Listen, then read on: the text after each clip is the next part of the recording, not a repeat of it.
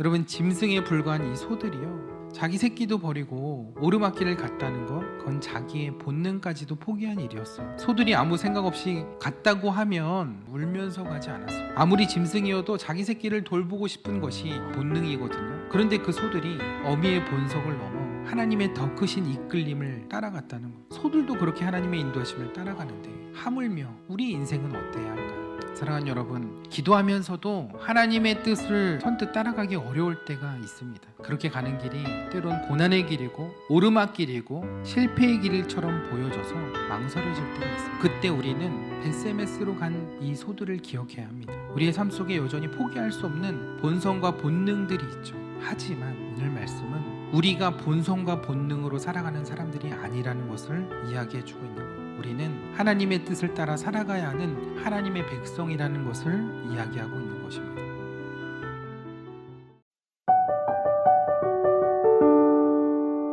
네, 오늘 그래서 기도합니다. 길이라는 주제로 여러분들과 말씀을 나누려고 합니다.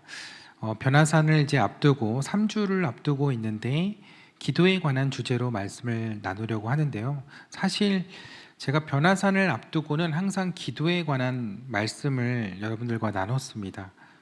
눈치채셨는지는 모르겠지만 변화산 새벽 기도회가 그냥 특별 새벽 기도회가 아니라 어떤 이벤트가 아니라 정말 우리가 삶 속에서 평소에 놓치고 있던 기도의 끈을 다시 잡고 기도의 깊은 곳으로 다시 들어가기를 또 바라는 마음에서 제가 변화산 새벽 기도회를 위한 하나의 예열하는 시간이라고 또 생각을 합니다. 그래서 기도로 우리가 준비하고 그 주간에 대해서 그 특별 새벽 기도회 기간에만 기도하는 것이 아니라 그 전에, 그리고 그 기도회가 끝나고 나서도 그 기도의 열기가 식지 않도록 계속 이어갔으면 하는 바람에서 늘 제가 이제 변화산 새벽 기도회를 앞두고 기도에 관한 말씀을 나누고 있습니다. 그래서 오늘 변화산 새벽 기도회가 있는 그 전주까지 3주 동안 그래서 기도합니다 라는 주제로 말씀을 나누려고 하는데요. 오늘 그 첫 번째 시간으로 길에 관한 말씀을 나누려고 합니다. 오늘 말씀을 보니까요, 여호와의 궤, 즉 언약궤가 블레셋에 있은 지 7달이 되었다는 이야기로 시작을 하고 있습니다. 보시는 지도는 언약궤가 7개월 동안 이동했던 경로를 보여주는 지도인데요. 사실 언약궤는 이스라엘 영토 안에 있어야 합니다. 근데 저렇게 반시계 방향으로 언약궤가 이렇게 이동했다는 거죠. 저 지도를 반으로 나누면 오른편은 이스라엘입니다. 그리고 왼편은 블레셋 평지라고 할 수 있어요. 블레셋 땅입니다. 근데 이렇게 갔다는 것은 처음에 이스라엘 영토에 있던 그 언약궤가 블레셋 이방 땅으로 갔다가 다시 돌아오게 되는, 디귿자 모양으로 이렇게 돌아오게 되는 그런 궤적을 이제 보여주고 있는 것이죠. 특별히 언약궤는 가나안 땅에 처음 들어왔을 때 실로라는 곳에, 저기 동그라미 되어 있는 저곳에 보관되었습니다. 실로는 이스라엘이 요단강을 건너 길갈을 지나 가나안 땅에 본격적으로 입성하면서 광야에서 만들었던 그 성막을 거치해 두었던 곳입니다. 근데 오늘 그 말씀은 언약궤가 실로가 아닌 이방 땅 블레셋에서 7달이나 있었다는 이야기로 시작을 하고 있죠. 뭔가 심상치 않은 그런 시작이에요. 무슨 일이 있었던 걸까요? 오늘 말씀 이전에 무슨 일이 있었다는 것은 분명한데 사무엘상 4장에 보면 이스라엘과 블레셋의 전투에 대한 이야기가 나옵니다. 이스라엘과 블레셋이 그런 앙숙의 관계라는 건 여러분들도 잘 아실 것 같아요. 근데 이 두 나라의 대표적인 전투가 두 가지가 있는데, 하나는 그 유명한 에베네셀 전투입니다. 유명하다고 말씀드렸지만 여러분들에겐 유명하지 않죠. 여러분들에게는 생소한 전투일 수 있어요. 지도에서 보시는 것처럼 아벡과 에베네셀은 지명이에요. 블레셋은 아벡이라는 곳에, 이스라엘은 에베네셀이라는 곳에 진을 쳤다 해서 아벡 전투 혹은 아벡 에베네셀 전투라고 부릅니다. 애초부터 이 블레셋과 이스라엘은 늘 관계가 좋지 않아서 늘 이 전투가 많이 벌어지기도 했는데 두 번의 그 큰 대격돌을 했던 전투가 있었습니다. 그중 첫 번째가 아벡 전투이고 두 번째는 길보아 전투입니다. 근데 이 두 번의 전투가 이스라엘에게는 결코 잊을 수 없는 전투였습니다. 왜냐하면 이 전투를 통해서 너무나 큰, 너무나 쓰라린 패배를 경험했기 때문입니다. 첫 번째 전투에서는 3만 명의 이스라엘군이 전멸당하고 실로에 있는 성소가 파괴되었으며 언약궤까지 빼앗기는 수모를 당하게 됩니다. 두 번째 길보아 전투에서는 초대왕 사울이 자결을 하게 되고 요나단을 포함한 3명의 왕자가 전사하게 되는 그런 비극을 맞게 된 전투였습니다. 그래서 이 두 번의 전투를 통해서 참담한 패배의 기록이 이스라엘 역사에 이제 기록되게 되는데요. 근데 이렇게 기억하고 싶지 않은 이스라엘의 수치스러운 역사를 성경은 왜 굳이 기록을 하고 있는 걸까요? 그것은 이 사건이 전하고 있는 중요한 영적인 메시지, 영적인 레슨, 교훈이 있기 때문이라는 거죠. 이스라엘 사람들은 하나님의 언약궤만 있으면 어떤 전쟁이든 어떤 전투든 승리할 줄 알았습니다. 그런데 이 언약궤가 같이 있었던 그 전장에서 이런 패배를 맛봤다는 것, 이스라엘에게는 굉장히 충격적인 일이었습니다. 전쟁의 패배도 충격적이지만 더 충격적인 것은 이방 민족에게 하나님의 언약궤를 빼앗겼다는 거예요. 이스라엘 백성들이 출애굽해서 광야에서 40년 지내는 동안 여러 전투를 진행했지만, 그리고 가나안의 땅에 들어서도 여러 정복 전쟁을 치렀지만 단 한 번도 언약궤를 적들에게 빼앗긴 적이 없었거든요. 근데 이 언약궤가 뺏겨졌다는 거, 하나님이 함께 하신다는 그 상징인 그 언약궤를 뺏겼다는 것, 이스라엘에게는 너무나 충격적인 사건이었다는 거죠. 한편으로는 이건 이스라엘이 가지고 있었던 큰 신앙의 착각이었다는 거예요. 자신들의 믿음과 상관없이 언제까지나 하나님이 우리와 함께 하실 것이라고, 우리 편이 되어주실 것이라고 그렇게 착각하고 있었다는 거죠. 그래서 심각한 그들의 문제는 하나님의 도우심을 기도나 그들의 진실한 마음으로 간구하는 것이 아니라 그 언약궤를 그냥 하나의 자신들을 지켜주는 우상이나 부족처럼 여겼다는 거예요. 그래서 이스라엘이 패배했던 큰 원인, 그들의 심각한 문제는 군사력이나 전략에 있었던 것이 아니라 바로 민나처럼 드러난 그들의 믿음과 신앙의 수준에 있었다는 거예요. 여러분, 언약궤는 나무 상자로 만들어졌죠. 이건 하나님의 임재를 드러내는 도구일 뿐입니다. 그 언약궤 자체가 신성하거나 특별한 능력이 있는 것이 아니고요, 그것을 통해 말씀하시는 하나님의 능력이 있으신 거죠. 그래서 언약궤에 하나님이 임재하시지 않으면 그건 그저 나무로 만들어진 궤짝일 뿐인 것입니다. 그런데 이스라엘 백성들은 그 궤짝을 신성스럽게 여겼다는 거죠.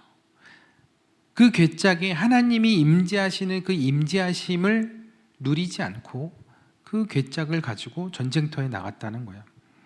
제가 임재라는 단어를 지금 썼는데 신앙생활을 오래 안 하신 분들은 임재라는 단어가 좀 생소하실 수 있어요. 근데 임재라는 단어는 하나님이 그곳에 임재하시고 임하셔서 존재하신다는 뜻이에요.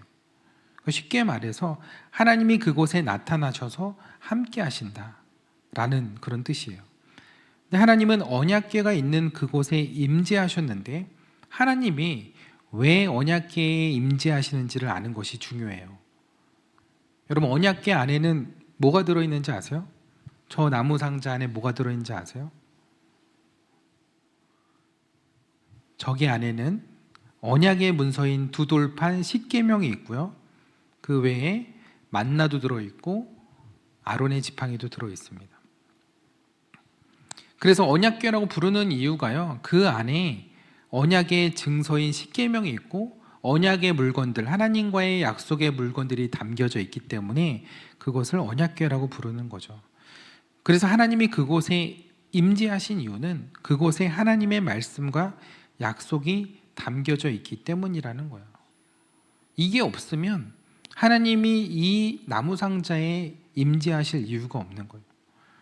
그래서 하나님은 아무 때나 아무 곳에나 임재하시는 것이 아니라 하나님의 뜻이 있는 곳, 하나님의 약속, 즉 하나님의 언약이 있는 그곳에 임재하신다는 거예요. 근데 사울 왕이 그 언약계의 의미와 가치를 알지 못하고 그걸 실로에서 방출해서 성막 성소 안에 있는 언약계를 자기 마음대로 빼내서 전쟁터로 가져갔던 거죠. 전쟁을 치러야 하는데 하나님의 응답이 들리지 않는 거예요. 참다 못해서 그러면 이걸 가져가서 전장에서 하나님께 뜻을 묻자라는 자기의 생각으로 그 언약궤를 마음대로 옮겨서 전쟁터로 가져갔던 겁니다. 그래서 하나님을 그냥 그저 소환하는 도구, 그게 언약궤라고 생각을 했던 거죠. 그게 있으면 전쟁을 이길 수 있는 부적처럼 자신의 목적과 이익을 얻고 이루기 위한 그런 상징물로 생각을 했다는 거죠. 결국 사울 왕이 언약궤를 그냥 하나님을 불러낼 수 있는 요술 램프라고 생각한 것과 다르지 않다는 거죠. 언약궤를 전쟁터로 가지고 가면 거기에 하나님이 임재하시고 하나님을 소환할 수 있을 거라고 생각했던 거죠. 근데 여러분, 하나님은 램프의 요정이 아니시죠.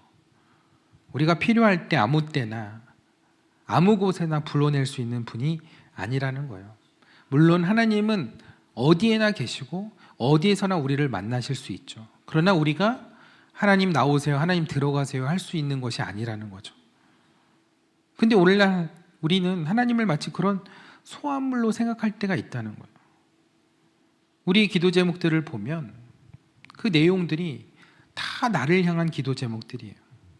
내가 원하는 대로 잘 풀리고, 내가 돈도 잘 벌고, 내 자녀들이 출세하고, 다 내가 이 세상에서 잘 돼야 하는 기도 제목들인 거예요. 그 기도 제목들을 하나님께 쭉 불러드리는 거예요. 그리고 하나님 이거 응답해 주세요. 그리고 응답이 되면 그걸 복이라고 생각하는 분들이 참 의외로 많아요. 여러분, 그러면 우리의 기도가 다른 종교에서 다른 신들에게 하는 기도와 뭐가 다를까요? 여러분, 우리가 하나님께 복을 구하는 것이 잘못되는 것은 아닙니다. 그러나 그 복을 구하는 동기가 잘못되기 때문에 하나님은 우리의 그 기도의 응답을 안 하시기도 해요. 왜냐하면 하나님이 우리가 괘씸해서가 아니라 우리를 사랑하시기 때문에, 우리에게 좋은 것으로만 응답하시기를 원하기 때문에 그렇다는 거죠. 그래서 야고보서에 보면 구하여도 받지 못함은 정욕으로 쓰려고 잘못 구하기 때문이라고 했습니다. 그래서 우리의 신앙에서 복을 구하는 것보다 더 중요한 것은 하나님의 마음을 알고 하나님의 뜻을 구하는 것이라는 거죠. 그래서 예수님은 마태복음 6장에 너희는 먼저 그의 나라와 그의 의를 구하라고 했어요. 무엇을 먹을까, 무엇을 마실까, 무엇을 입을까 하지 말고 먼저 그의 나라와 그의 의를 구하라고 했죠.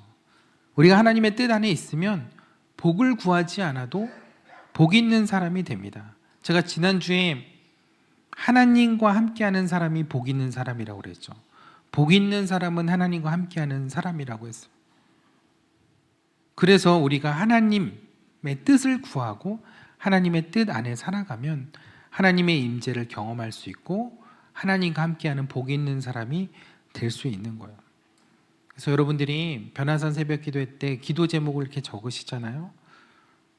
그동안은 내 시급한 문제, 내게 중요한 기도 제목들, 이런 것들을 중심으로 적으셨다면 첫째 날은 하나님의 뜻이 무엇인지, 하나님이 나에게 기대하고 기다리고 소망하고 계신 것이 무엇인지를 생각하며 기도 제목을 적어보시면 좋을 것 같아요.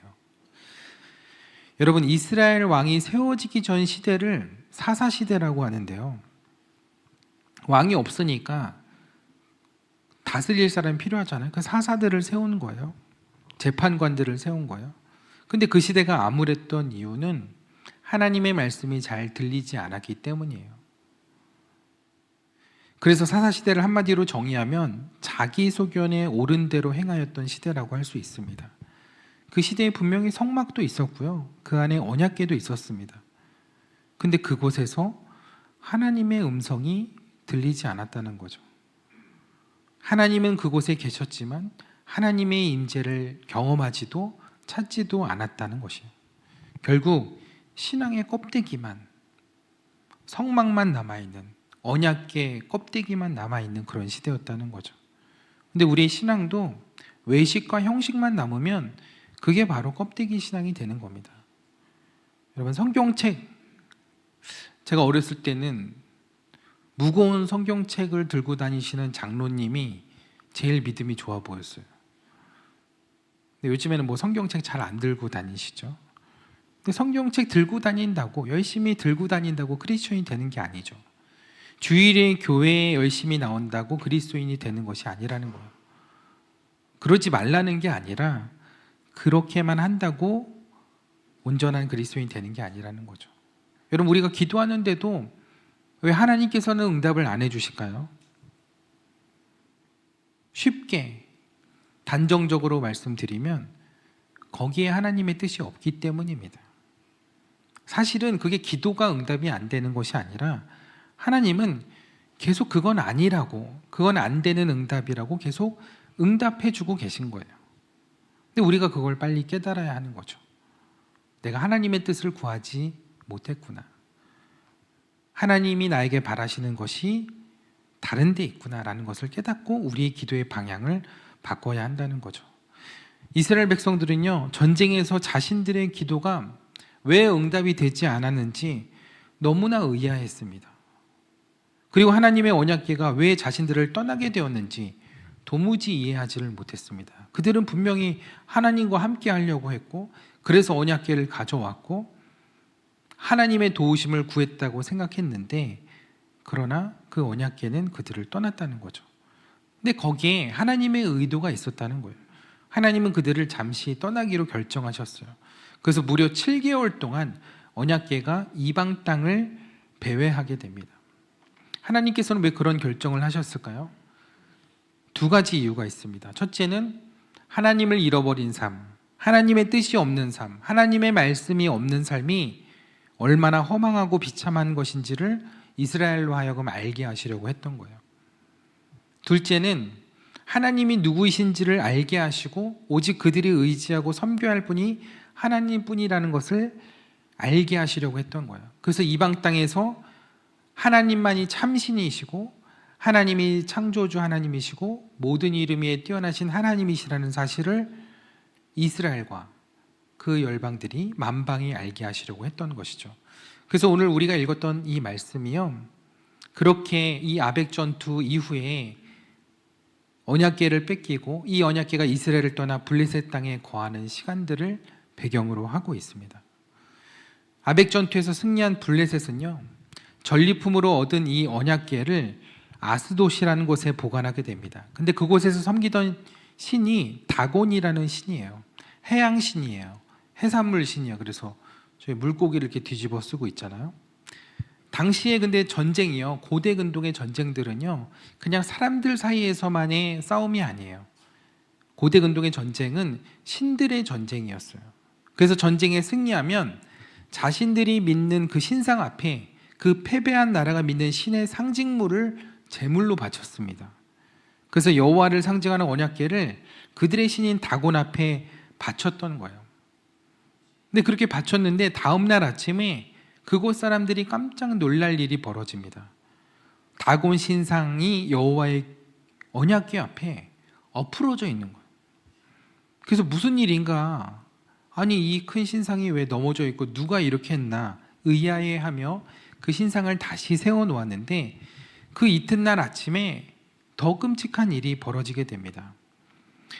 사무엘상 5장 4절에 보면 그 다곤 신상이 그냥 엎어진 정도가 아니라 이번에는 목뼈와 팔다리가 다 부러져서 박살나 있었던 거예요.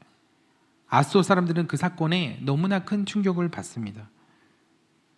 이것이 진짜 하나님이 살아계신 증거라면 자신들이 큰 잘못을 하고 있다는 그런 생각이 들었기 때문이죠. 근데 그 사건의 충격이 다 가시기도 전에 그 다곤 신전이 있는 아스돗에 온역, 즉 전염병이 순식간에 번져서 사람들과 짐승들이 막 죽기 시작하는 거예요. 그러자 아스돗 사람들은 너무 급한 나머지 여기에다가 더 언약궤를 둘 수 없다 하여 가드라는 옆 도시로 그 언약궤를 옮기게 됩니다. 근데 그곳에 언약궤를 옮겼는데 가드에서도 똑같이 무서운 독종이 발생하기 시작하는 거예요. 그래서 언약궤는 다시 에그론이라는 곳으로 옮겨졌습니다. 근데 에그론이라는 땅에서도 거기서도 또 질병이 발생하여 사람들이 다 죽어가기 시작하는 거예요. 그래서 에그론 사람들과 블레셋 사람들이 안 되겠다 싶어서 그 동맹국의 왕들을 불러서 긴급 회의를 하게 되죠. 그리고 그들은 이스라엘에서 가져온 이 상자를 빨리 어떻게 처리해야 된다. 이게 우리에게 저주를 가져다 주는 것 같으니 이스라엘로 속히 돌려보내야 한다고 그렇게 제안을 합니다. 근데 그렇지만 그들의 마음 가운데도 반신반의한 마음이 있었거든요. 진짜 저것 때문일까? 저게 와서 우리에게 진짜 안 좋은 일이 있는 걸까? 우연이 아닐까? 그리고 이렇게 돌려보내면 우리도 굉장히 자존심 상하는데 우리가 이겨서 전리품으로 얻은 걸 이렇게 순순히 돌려준다는 건 그건 그들의 신을 이스라엘의 신을 인정하는 것이 아닐까라는 생각이 들었어요. 그래서 그냥 돌려주지 말고 테스트를 한번 해보자고 한 겁니다. 그래서 그 테스트가 그 유명한 소크라테스가 아니고 소 테스트예요. 네, 기억하시라고 얘기한 거예요. 소 테스트. 근데 그 테스트는 아주 간단했는데요. 소 2마리에게 그 수레에다가 언약궤를 치게 한 다음에 이 소가 어디를 가는지를 보는 겁니다. 만일 이 소가 이스라엘 땅인 베세메스로 곧장 가게 되면 이건 이스라엘의 하나님이 내린 저주고 재앙이 맞는데, 그렇지 않고 소가 다른 길로 치우치거나 아니면 자기 집으로 가거나 엉뚱한 곳으로 가면 이건 하나님 때문이 아닌 우연히 일어난 일이라고 믿자고 하는 것입니다. 근데 7절 말씀에 보니까요, 이 소를 택하는 두 가지 조건이 있었어요. 하나는 이 멍에를 한 번도 메어보지 아니한 소여야 되고, 또 하나는 송아지를 갓 출산해서 젖이 뚝뚝 떨어지는 암소여야 했다는 거예요. 왜 이런 소를, 이런 조건을 가지고 수레를 끌게 했던 것일까요?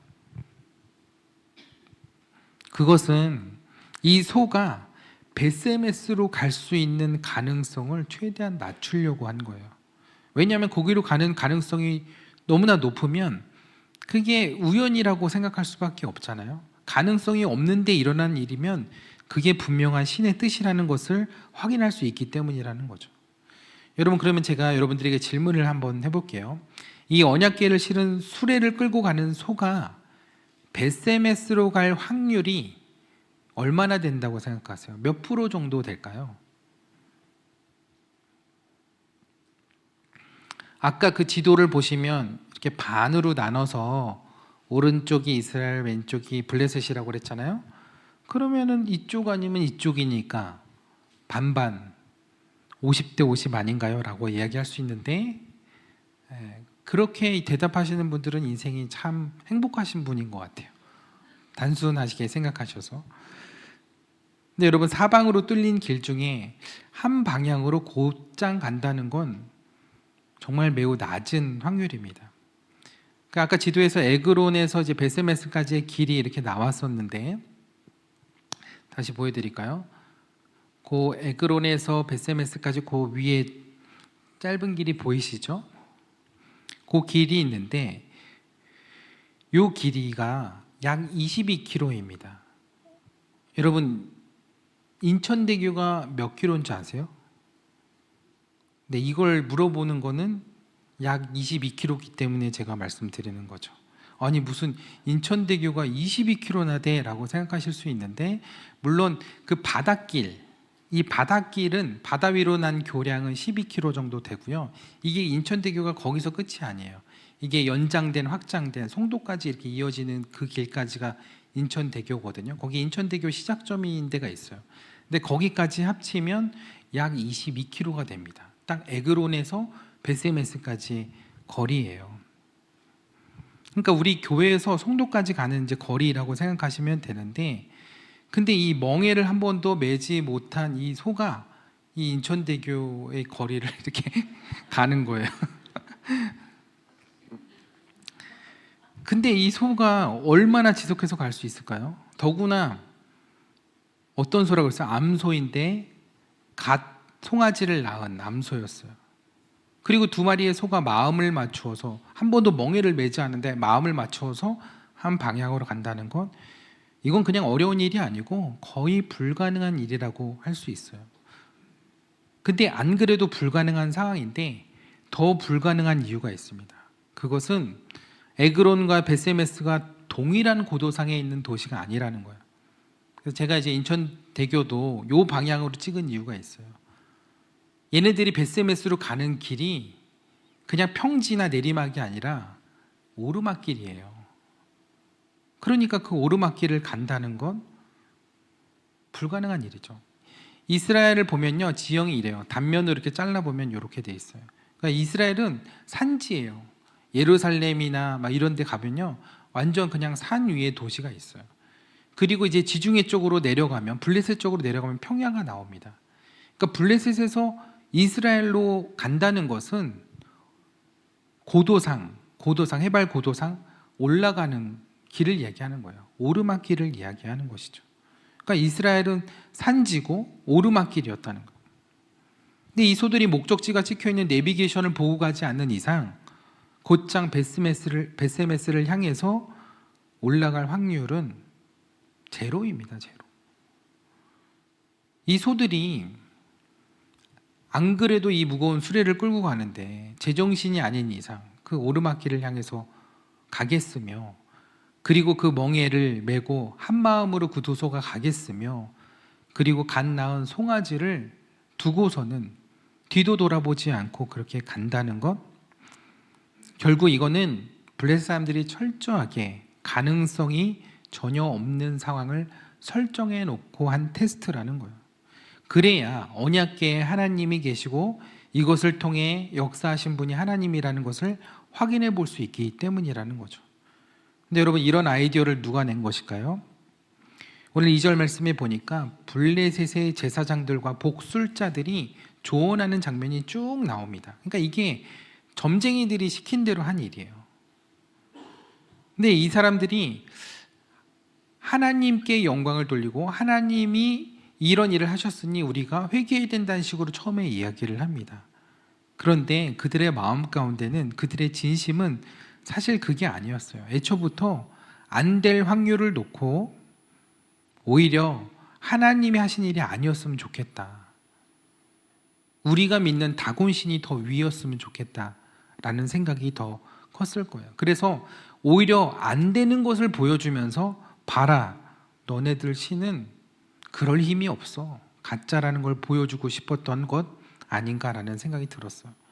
그런데 하나님은 그걸 역으로 이용하시죠. 오히려 불가능하기 때문에 하나님이 하신 일일 수밖에 없다는 것을 만방이 알게 하셨습니다. 그것이 하나님의 놀라운 계획이었다는 거예요. 마침내 테스트하기로 한 아침이 되었고 젖이 나는 암소 2마리가 여호와의 언약궤를 싣고 출발하게 됩니다. 어떤 일이 벌어졌을까요? 놀랍게도 이 암소 2마리는 지체하지 않고 좌로나 우로나 치우치지 않고 새끼들을 향해 고개를 돌리지도 않고 거침없이 그 산길인 벳세메스를 향해 곧장 걸어가게 됩니다. 그 모습을 보고 벳세메스 사람들도 놀라게 된 거예요. 어떻게 이 소가 이 수레를 끌고 왔을까? 그것도 언약궤를. 그래서 그곳에서 살아계신 하나님께 제사를 드렸다, 감사의 제사를 드렸다는 내용이 오늘 말씀의 마지막 부분에 나오는 거죠. 여러분, 그런데 이 소들이 어떻게 그렇게 갈 수 있었을까요? 물론 그것은 소들의 의지가 아니었습니다. 소들은 그저 하나님의 언약궤를 메고 그 하나님의 이끄심에, 그 이끌림에 의해 갔을 뿐입니다. 근데 이게 중요한 거예요. 소들이 그렇게 갈 수 있었던 것은 그 소들이 끄는 그 수레에 언약궤가 있었기 때문이에요. 하나님이 임재하시는, 하나님이 이끄시는 언약궤가 있었기 때문이라는 거예요. 여러분, 우리 인생에 어디로 가야 할지 모를 때가 있습니다. 사방이 뚫려 있는 그 인생길에서 무엇이 옳은지 도무지 판단이 안 설 때가 있습니다. 근데 우리가 그때 하나님의 인도하심을 받기 위해서는 꼭 해야 하는 한 가지가 있습니다. 그건 바로 우리의 삶의 수레에 하나님의 언약궤를 싣는 것입니다. 내 인생의 수레에 하나님의 언약궤, 하나님의 말씀을 실어야 된다는 거예요. 근데 그러려면 먼저 그 내 수레에 가득 실려 있는 내 계획, 내 판단, 내 생각들을 내려놓아야 한다는 거예요. 내 인생의 수레를, 나의 것으로 채워져 있는 그 수레를 비우는 작업이 먼저 선행되어야 한다는 거예요. 그래서 내 수레에 언약궤를 싣는다는 건 그것은 내 수레를 비운다는 이야기예요. 즉 나를 내려놓는다는 거죠. 내 주관과 내 경험과 내 뜻을 내려놓고 오직 하나님의 인도하심, 하나님의 말씀, 하나님의 뜻을 따르겠다는 거예요. 여러분, 그게 쉬운 것 같지만 쉽지 않습니다. 여러분, 짐승에 불과한 이 소들이요, 자기 새끼도 버리고 오르막길을 갔다는 것, 그건 자기의 본능까지도 포기한 일이었어요. 소들이 아무 생각 없이 갔다고 하면 소들이 그렇게 울면서 가지 않았을 거예요. 아무리 짐승이어도 자기 새끼를 돌보고 싶은 것이, 지키고 싶은 것이 본능이거든요. 그런데 그 소들이 어미의 본성을 넘어 하나님의 더 크신 이끌림을 따라갔다는 거예요. 소들도 그렇게 하나님의 인도하심을 따라가는데 하물며 우리 인생은 어때야 할까요? 사랑하는 여러분, 기도하면서도 하나님의 뜻을 선뜻 따라가기 어려울 때가 있습니다.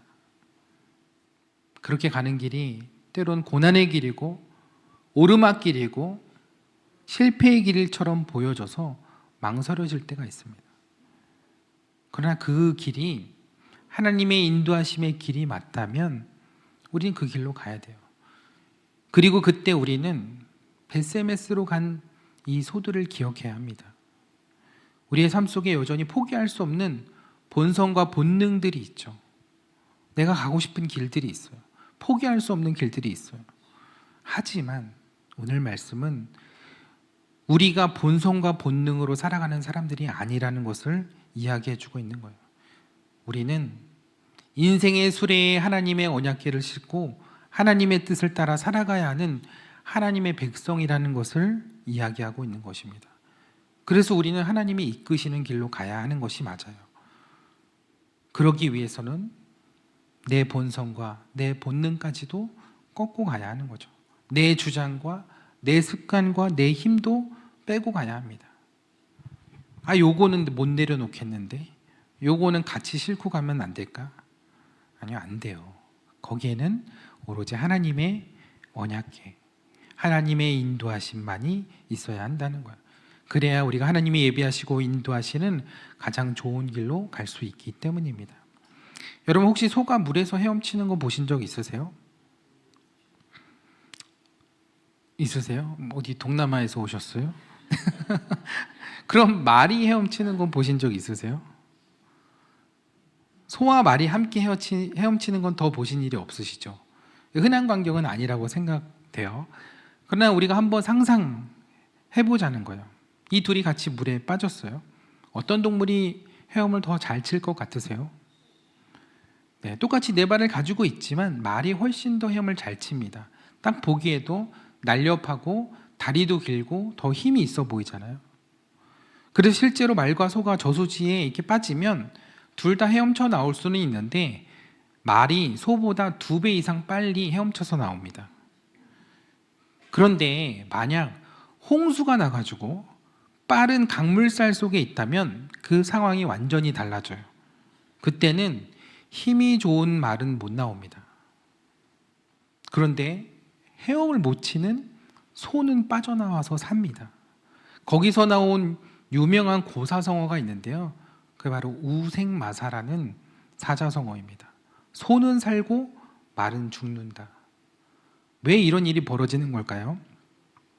일단 말은요, 헤엄은 잘 쳐요. 자신도 그걸 알아요. 근데 강한 물살을 만나잖아요. 자기가 헤엄을 잘 치니까 휩쓸려 가지 않으려고 물살을 거슬러 헤엄친다는 거예요.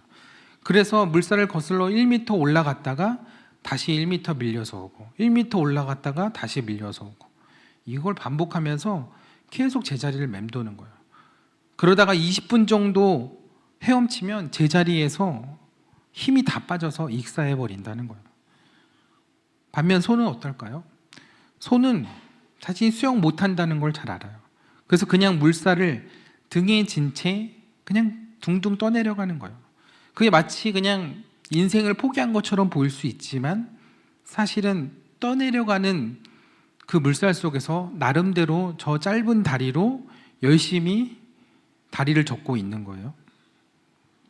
그래서 20m 떠내려가는 와중에 조금씩 강가로 이동을 하고 있는 거예요. 물살에 몸을 맡긴 채 20m 내려가면서 1m, 50m 내려가면서 2m, 그렇게 해서 강가 쪽으로 조금씩 다가가게 되고 결국 저 모습처럼 강가의 얕은 모래밭에 발이 닿게 되고 결국 물 밖으로 나와 소는 살 수 있게 된다는 거예요. 그게 우생마사예요. 여러분, 수영할 때 몸이 힘이 들어가면 오히려 더 가라앉는 거 아시죠? 물에 떠 있으려면 어떻게 해야 돼요? 몸에 힘을 빼야 합니다. 그리고 물에 완전히 몸을 맡겨야 합니다. 근데 우리의 삶도, 우리의 신앙도, 우리의 기도도 그래야 한다는 거예요. 내 힘을 빼고 내 뜻을 빼고 내 인생을 인도하시는 하나님의 물살에 몸을 맡기게 될 때 우리가 그 하나님의 인도하심을 온전히 따라갈 수 있는 거예요. 그러기 위해서는 우리 인생의 수레에 내가 놓지 못하는 것, 내가 버리지 못하는 것들을 내려놓고 그 인생의 수레를 하나님이 이끄시도록 거기에 말씀의 궤, 언약의 궤, 하나님의 뜻이 담겨있는 그 궤를 우리 인생의 수레에 올려놓아야 한다는 것입니다. 저는 그렇게 하나님께 내 모든 것을, 내 모든 길을 맡기는 일련의 과정이 바로 기도라고 생각합니다. 기도는 내 소원을 아뢰는 시간이 아니라는 거예요. 기도를 통해서 내 인생을 인도하시는 그 하나님, 그 하나님의 음성을 듣고 하나님의 인도하심을 따라가는 시간, 그 과정, 그게 바로 기도라고 생각합니다. 하나님, 제가 가야 할 길을 모르겠습니다. 어디가 맞는 길인지 모르겠습니다. 그래서 기도합니다. 하나님, 내 길을 인도해 주세요. 하나님, 내가 이 인생의 거친 물살을 거슬러 올라갈 힘이 없습니다. 그래서 기도합니다. 하나님, 나를 당신이 뜻하는 강가로 인도하여 주옵소서. 하나님, 내 몸과 마음이 연약합니다. 그래서 기도합니다. 나의 힘과 능력이 되어주세요. 여러분, 그래서 여러분 기도할 때마다 이 베세메스의 소를 기억하시기 바랍니다. 기도할 때마다 물살에 떠내려가는 소를 기억하시기 바랍니다. 내 인생을 내가 포기한 것 같지만 포기한 게 아니에요. 우리 그리스도인의 삶은 무기력해 보이지만, 무능력해 보이지만 포기한 것이 아니라 하나님께 그 모든 것들을 맡긴 인생이 된다는 거죠. 내 힘으로 사는 것이 아니라 하나님의 은혜의 물살을 통하여 내 삶을 인도하시는 그곳에 내 발이 닿게 하는 것, 그게 바로 내 인생의 수레의 언약궤를 신는 삶이고 내 삶에 힘을 빼는 삶이고 내 인생의 그 하나님의 뜻을 구하며 하나님의 인도하심을 따라 살아가는 삶인 줄 믿습니다. 사랑하는 여러분, 혹시 하나님의 임재를 사모하며 기다리고 계신가요? 그러면 먼저 내 뜻을 내려놓고 하나님의 뜻을 물어보시기 바랍니다. 내 수레를 비우고 하나님의 언약궤를 그곳에 실어보시기 바랍니다.